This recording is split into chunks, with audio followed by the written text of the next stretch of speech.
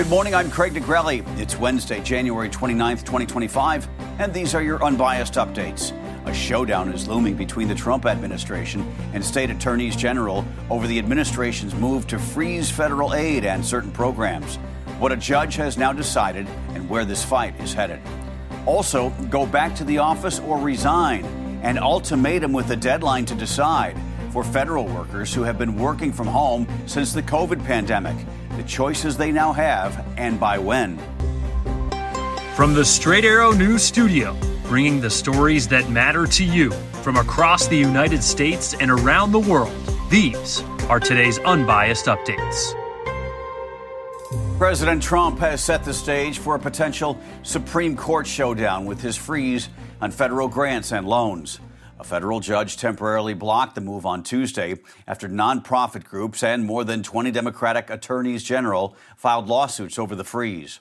A memo sent Monday night by the Office of Management and Budget immediately sparked questions about what it means for federal assistance programs, such as Medicare, nonprofits, and Americans enrolled in government aid programs.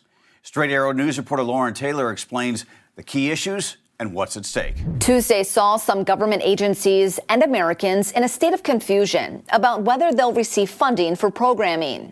A memo coming down from the Office of Management and Budget didn't detail exactly what's impacted, but says agencies must identify all financial assistance. The memo states in part, the use of federal resources to advance Marxist equity, transgenderism, and Green New Deal social engineering policies is a waste of taxpayer dollars and ultimately must end wokeness and government weaponization.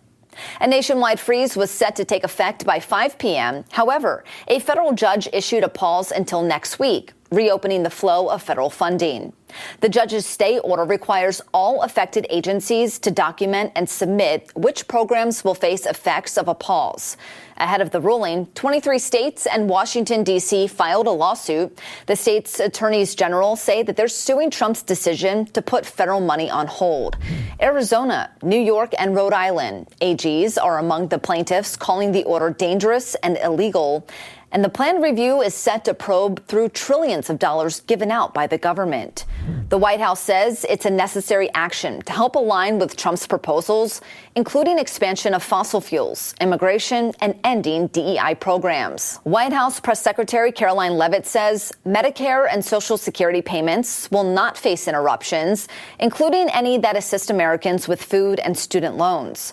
Leavitt rejected allegations about Trump bypassing Congress, as claimed, but instead says he's acting within his executive authority. Although reports flooded in about Medicaid portals being down, officials say it's unrelated to the freeze and no payments were affected. The stay order only impacts programs already receiving federal funding. New grants and loans will be subject to future review by the White House. That was our Lauren Taylor reporting. The judge's order blocking the freeze is only in place until February 3rd, as of now. Also on Tuesday, President Trump signed an executive order restricting gender-affirming care for transgender minors.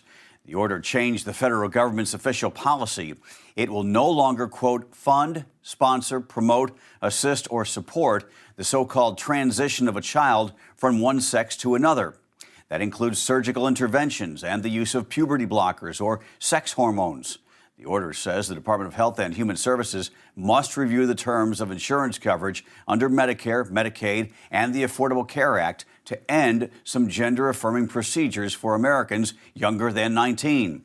It also gave the department 90 days to release a new set of best practices meant to revise guidance from the World Professional Organization for Transgender Health, which the order called junk science. The order also directs the Department of Justice to investigate states that protect access to the sex change procedures. In a move to downsize the government, President Trump is offering federal workers a choice: decide by next week if they're going to resign or return to the office. On his first day in office, the president signed an executive order mandating all federal employees go back to in-person work instead of working from home.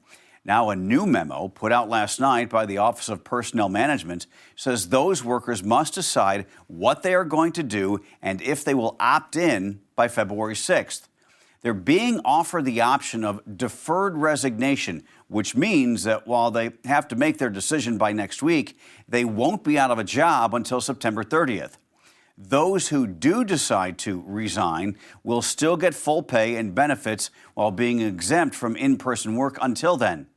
In a statement, the White House said we're 5 years past COVID and just 6% of federal employees work full-time in the office. That is unacceptable. A senior White House official told CBS News up to 10% of federal employees are expected to take the deal, or about 200,000 people. The memo also cautioned those who decide not to accept the buyout could still lose their job if their position ends up being eliminated under the Trump administration. To international news now. People are feared dead this morning after a ritual in India took a tragic turn. A massive crowd of pilgrims, tens of thousands of Hindus, rushed to take ritual baths in sacred rivers at a festival in northern India.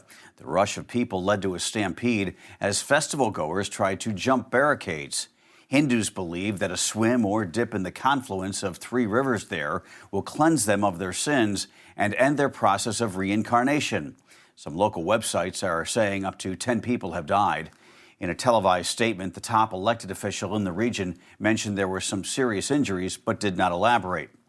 Indian Prime Minister Narendra Modi called the incident very sad and sent his condolences to the victims. Police tried to manage the crowds as people's belongings, such as clothes, blankets, and backpacks, were strewn about. Incredible numbers this morning, as the official said about 30 million people had taken the holy bath by early Wednesday morning. The world has not made sufficient progress on existential risks threatening all of humanity. That ominous warning coming from some of the world's top scientists as they set the doomsday clock another second closer to midnight. The clock to symbolize how close humanity is to destroying the world. The Bulletin of Atomic Scientists moved the minute hand on the clock to 89 seconds to midnight yesterday. The clock had been at 90 seconds to midnight for the past 2 years. This is the closest it's ever been to midnight since the advocacy group started using the clock in 1947. Their decision was based on countries with nuclear weapons, quote, investing hundreds of billions of dollars in weapons that can destroy civilization many times over, end quote. They also cited progress in the development of what they call disruptive technologies, such as artificial intelligence. Finally this morning, mystery supposedly solved. The White House says the mysterious drones spotted in the skies above New Jersey last month were not so mysterious after all. This was not the enemy. White House Press Secretary Caroline Leavitt says many of the drones had received authorization from the Federal Aviation Administration to fly for research purposes and various other reasons, including for recreation. The drone sparked concerns in December. People who live along the East Coast, mainly in New Jersey, spotted drones hovering above night after night. Many people went out and captured video, including lawmakers, then demanded answers. In response to the public concern, the FAA put drone bans in place over critical infrastructure. Those bans have since expired. The Trump administration's explanation is in line with what the Biden administration said at the time. All righty then. Those are your unbiased updates for this Wednesday. We'll see you back here tomorrow. For all of us here at Straight Arrow News, I'm Craig DeGrelli. Have a great day.